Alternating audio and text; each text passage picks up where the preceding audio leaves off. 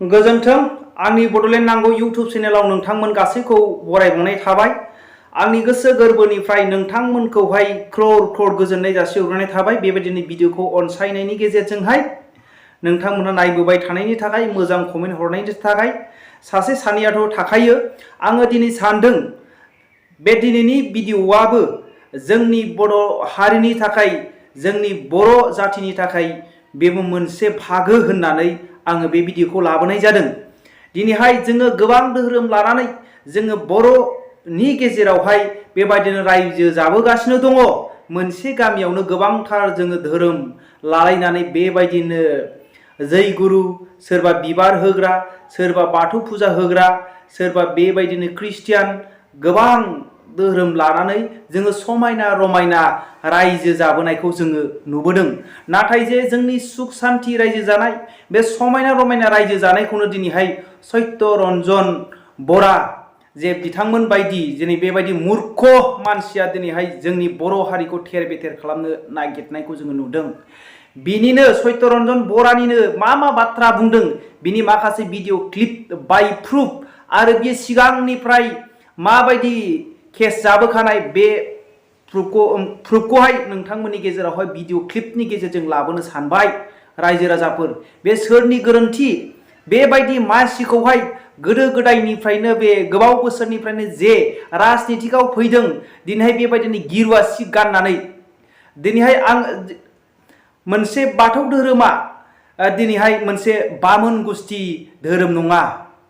दिनै बामोन गुस्थिनि सासे मानसिखौहाय दिनै लाबोनानै जोंनि बर'नि गेजेरावहाय माखासे बिभाजन लाबोनाय, गावस्रा होलायनाय बेबायदि जाहोनखौ लाबोनो साननायखौ जोङो नुदों रायजो राजाफोर। बेनिखायनो जों गासै बर' हारिफ्रा खौसेथियै बेबायदिनो जेरै समायना रमायनायै रायजो जाबोदों, बेबायदिनो जोङो रायजो जाबोनो नांगौ आरो जोङो जालांबाय थानो नांगौ। दा बे माखासे भिडिअ क्लिपखौ नोंथांमोना खोनासंग्रो, बिनिफ्राय जोङो सावरायगोन दिनैनि टपिकआ मा फोरोंनो हास्थायदों।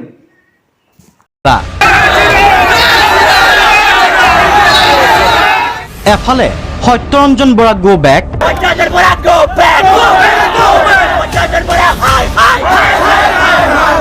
আনফালে জয় শ্ৰীৰাম ধ্বনি।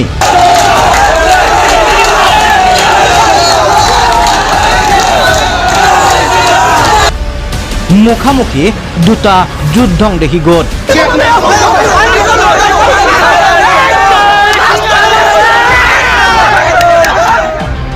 বাক্সাৰ কদমতলাৰ এখন সভাত অংশ লোৱাৰ বাবে আহিছিল বিজেপি নেতা সত্যৰঞ্জন বৰা। ইছলাম ধৰ্মক লৈ কটু মন্তব্য কৰা সত্যৰঞ্জন বৰাৰ বিৰুদ্ধে গুৱাহাটী উচ্চ ন্যায়ালয়ৰ দ্বাৰস্থ হ'ব গোলাঘাট জিলা আমচু। বিতৰ্কিত হিন্দুত্ববাদী নেতা সত্যৰঞ্জন বৰাই ইছলাম ধৰ্মগুৰু হজৰত মহম্মদ আৰু ইছলাম ধৰ্মক লৈ কৰা কটু মন্তব্যক লৈ সৰব হৈ উঠে সংগঠনটো। দুটা দিনৰ ভিতৰত বিতৰ্কিত সত্যৰঞ্জনৰ বিৰুদ্ধে ৰাজ্যৰ মুখ্যমন্ত্ৰী ডক্টৰ হিমন্ত বিশ্ব শৰ্মাই ব্যৱস্থা গ্ৰহণ নকৰিলে গুৱাহাটী উচ্চ ন্যায়ালয়ৰ দ্বাৰস্থ হ'ব আমচু। গোলাঘাটত অনুষ্ঠিত এক সংবাদমেল যোগে এই হুংকাৰ গোলাঘাট জিলা আমচুৰ। ইতিমধ্যেই গোলাঘাট আমচুৱে সমগ্ৰ ঘটনা সন্দৰ্ভত গোলাঘাট আৰক্ষী থানাত গোচৰ তৰাৰ পাছতো চৰকাৰে কোনো ব্যৱস্থা নোলোৱাত এইবাৰ উচ্চ ন্যায়ালয়ৰ দ্বাৰস্থ হ'বলৈ সাজু হৈছে সংগঠনটো। অসমতে সকলো ৰাইজে অৱগত, যিহেতু আজি কিছুদিনৰ পৰা দেখা গৈছে যে সত্যৰঞ্জন বৰা নামৰ ব্যক্তিজনে বিভিন্ন সময়ত এটা নিৰ্দিষ্ট ধৰ্মাৱলম্বী লোকক টাৰ্গেট কৰি বিভিন্ন মন্তব্য দি আহিছে। কিন্তু আমি আচৰিত হৈছোঁ যে চৰকাৰ প্ৰশাসন তথা আৰক্ষী প্ৰশাসনে এই বিষয়ে কিয় তেখেতলোকে গুৰুত্ব আৰোপ কৰা নাই। 17 তাৰিখে আমি এটা গোলাঘাট আৰক্ষী থানাত এটা সত্যৰঞ্জন বৰাৰ বিষয়ে আমি গোচৰ ৰুজু কৰিছিলোঁ। কিন্তু তাৰ পাছতো আজিৰ তাৰিখলৈকে সত্যৰঞ্জন বৰাৰ ক্ষেত্ৰত তেখেতে কোনো পদক্ষেপ লোৱা আমাৰ পৰিলক্ষিত হোৱা নাই। অহা শনি আৰু দেওবাৰৰ ভিতৰত যদি সত্যৰঞ্জন বৰাৰ ওপৰত কোনো ব্যৱস্থা লোৱা আমি দেখা নাপাওঁ, সেয়েহে আমি গোলাঘাট জিলা আমচুৱে আমি হাইকোৰ্টত এটা গোচৰ তৰিম বুলি আমি ইতিমধ্যে সিদ্ধান্ত গ্ৰহণ কৰিছোঁ। মিছনেৰী ধৰ্ম কেতিয়াও ভাৰতৰ ধৰ্ম নহয়। তেওঁলোক যিসকলে খ্ৰীষ্টিয়ান ধৰ্ম গ্ৰহণ কৰিছে, নিজৰ স্বকীয়তা হেৰুৱাইছে, তাৰমানে তেওঁলোকে ST মৰ্যাদা হেৰুৱাইছে। ST মৰ্যাদা তেওঁলোকৰ পৰা খণ্ডন কৰিব লাগে, তেওঁলোকৰ পৰা আঁতৰাব লাগে। সেই ধৰণৰ কোনো যাতে সুবিধা তেওঁলোকে আৰু কোনো কাৰণত নাপায়। খাম চিফুং সেৰজা এইবোৰ খ্ৰীষ্টিয়ানৰ বস্তু নহয়। खोनाबाय रायजो राजाफोर सयतरन्जन बराया माबायदि मानसि बियो सिगांनिफ्रायनो केस जाबोखानाय सासे मानसि मैला गोनां मानसि दिनै गणेश दैमारि मोनहा बेफोरखौहाय दिनै साननायनि गेजेरजोंहाय बाथौ दुलाराय बर' बाथौ गौथुमनि जेनेरेल सेक्रेटारि हिसाबै बिथांमोनहा 100 बार साननायनि गेजेरजोंहाय दिनै बिथांमोनखौ आलासि लेंहरनायनि गेजेरजोंहाय साननो गोनांमोन दिनै बेबायदि मानसिया जोंनि बर' हारिनि गेजेराव फैयोब्ला जोंनि बर' हारिनि थाखाय मोनसे गेदेरथार खहा रायजो राजाफोर दिनै गोबां मानसिफ्रानो बेबायदिनो धोरोम प्रसार खालामो गुबुन धोरोमखौहाय बेबायदिनो माबाहैयि दिनै नोंनि धोरोमाव मा दङ नोंथांमोननि धोरोमाव मा दङ बेखौ डिफिनिसन होनानै नोङो दिनै धोरोम परिबर्तन खालामनाया मोनसे एक्सट्रा आरो गुबुन जे मोनसे मोनथाय हारिनि थाखाय दिनैहाय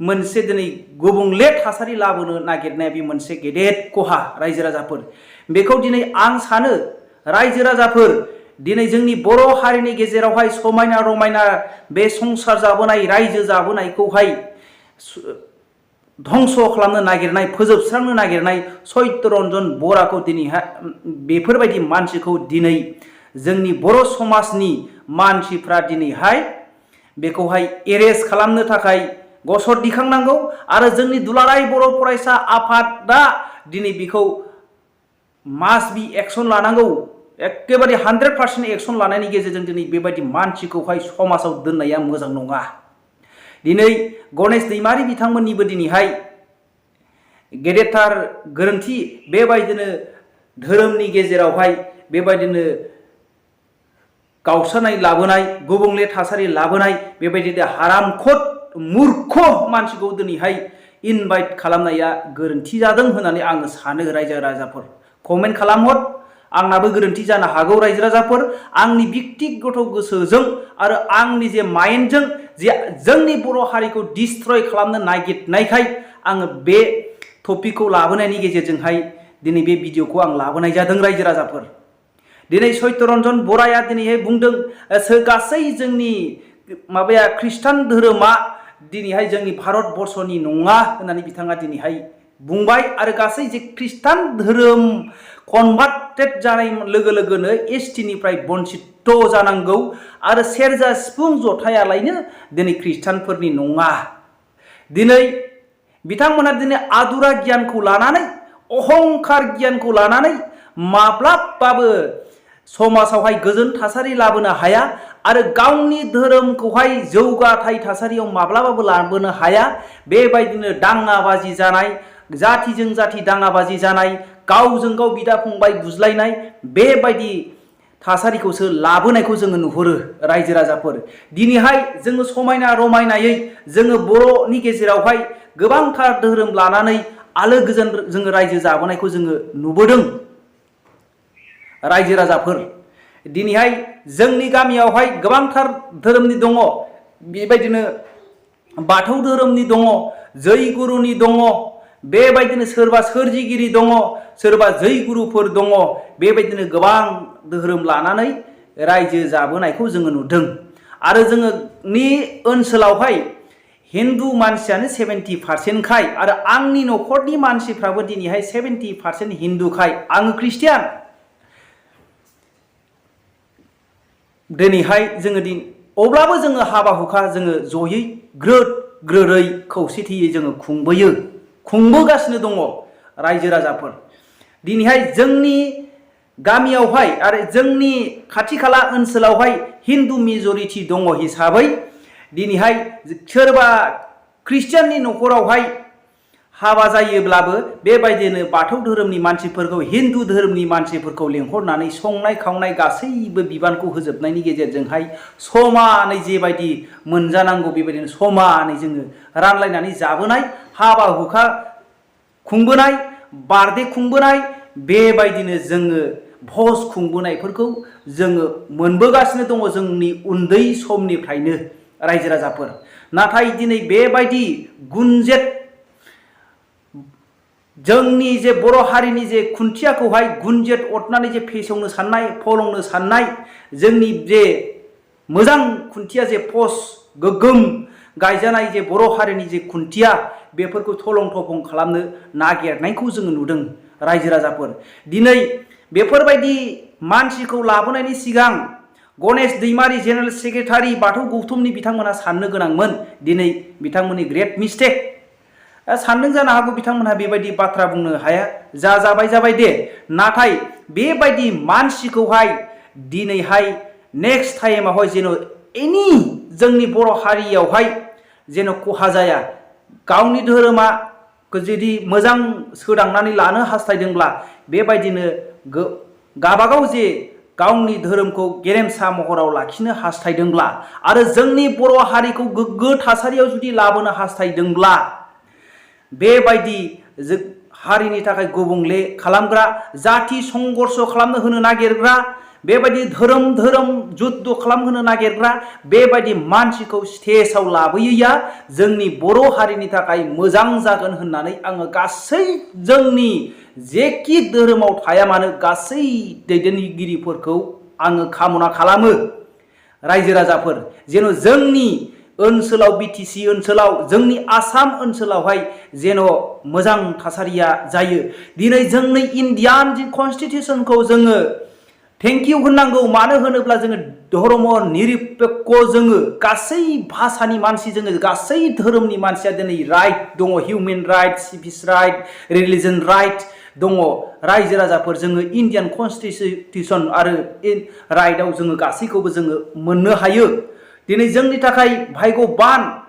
दिनै मानि थाखाय लुकास बसुमतारिनि बाथ्राखौ लानानै दिनै बुंनो गोनां जादों। लुकास बसुमतारिनि माखासे बेकग्राउन्डखौ जोङो बिनि हिस्टरिखौ जोङो नाहरबा मोननो थाङो।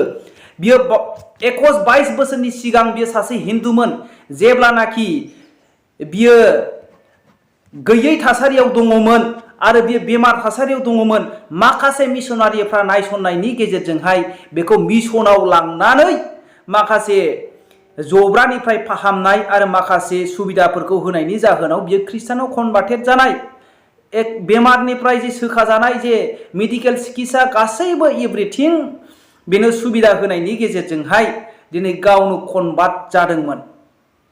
आरो कनभार्ट जाखांनायनि उनावहाय गाव मोजाङै मोजां फैब्लाबो अरजायामोन। आरोबाव बियो माखासे गोबां मानसिफ्राथ' दुखु मोनखागोन। हिन्दुनिफ्राय ख्रिस्टानाव फैयोब्ला माखासे हिन्दुआ दुखु मोनखागोन, स्वाभाबिक खोथा। आरो माखासे ख्रिस्टाननिफ्राय फैयोब्ला ख्रिस्टानफ्रा दुखु मोनखागोन। बेबायदिनो दुखु मोनलायनो थाखागोन एसे एनैया। नाथाय गाबागाव धोरोम सायख'नानै लानाया बयहाबो मोन्थाय दङ। एथ' जे बेखौ खांबोनाय बाबोनाय हिसाबै माखासे बिनि न'खरनि मानसि हिसाबै बिनि माखासे बाय बाहागिफ्राथ' दुखु मोनखागोन। आरो बिथांखौ मानि थाखाय केस होनाय जायामोन, लुकास बसुमतारिखौ मानि थाखाय केस होनाय जायामोन? बे लुकास बसुमतारिया दिनैहाय बेबायदि मुं सुदों नंखाय बाथ्रा बुंनायनि जाहोनावहाय बेखौ केस होनाय जादोंमोन। गासै माबायावहाय ख्रिस्टान मिसनारिफ्रा बेबायदिनो बुरखाय ख्रिस्टान सोयो होननानै। जुदि नोंथाङा थिगब्ला बोरै ख्रिस्टान सोनो हानांगौ जाखो? जुदि नोंथाङा गावनो गोग्गोम गसंथानाय, जुदि गोग्गोम फोथायनाय मानसिब्ला बोरै ख्रिस्टान सोनो हानांगौ जाखो? आरो जुदि नोङो दिनै मोजां दिनैहाय ख्रिस्टानब्ला नोंखौ दिनै हिन्दुआव बोरै कनभार्ट खालामनो हानाय जाखो?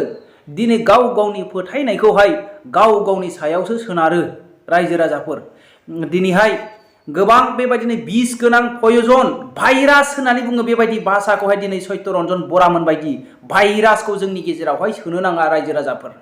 नेक्स्ट बारावहाय जेखि जाया जोंनि गाव गावनि धोरोमखौ जोङो बोरैहाय गोजोन थासारि आरो जोंनि समाजाव गोजोन थासारि आरो जोंनि हारियावहाय गोजोन थासारि बोरै लाबोनो हागोन, जोङो बेबायदिखौ जोङो साननांगौ रायजो राजाफोर।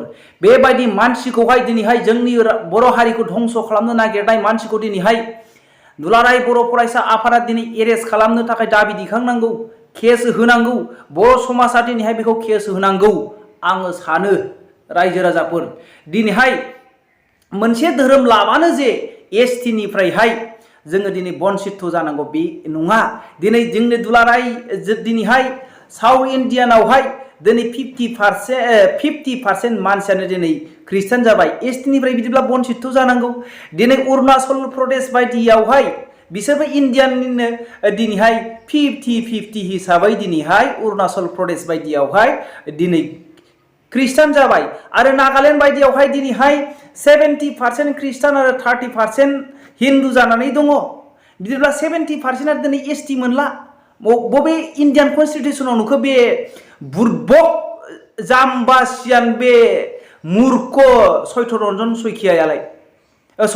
बरायालाय बेफोरबायदि आदा सदा रोङै मानसि Indian constitution human right religion right बेफोरबायदि मानसिफोरखौ रोङै मानसिखौ दिनै लाबोफ्लांनाया दिनै दुलाराय बर' बाथौ गुबथुमनि थाखाय मोनसे आनलाखि होननानै आङो सानो रायजो राजाफोर दिनै जेखि आनलाखिसो दिनै आङो गुबुन धोरोमनि मानसिखौ आङो दिनैहाय ब्लेम खालामनो साना मानो होनोब्ला दिनैहाय आंनि माखासे बिदा फंबायानो आरो माखासे जोंनि जे माबाफ्रानो 70% दिनैहाय बाथौ धोरोमाव दं हिन्दु धोरोमाव दङ जोङो दिनै आलो गोजोन हाबलायनानै जालायनानै साहा लोंलायनानै थांलाय जालाय जोङो आलो गोजोनै दङ जोंनाव नांलाय खमलाय गैया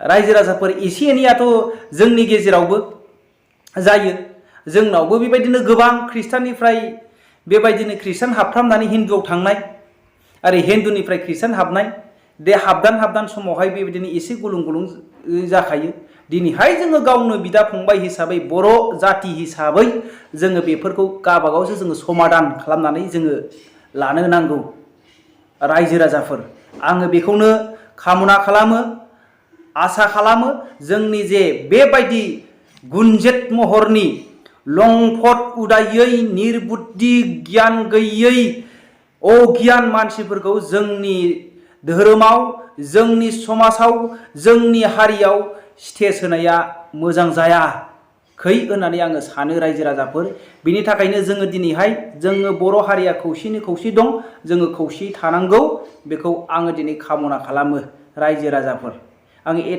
एसेखिनिखौनो दोननानै दिनैनि माबाखौहाय मटिभेसनखौ आङो दिनावनो दोनथ'बाय गोजोन्थों जै बर' हारिनि जै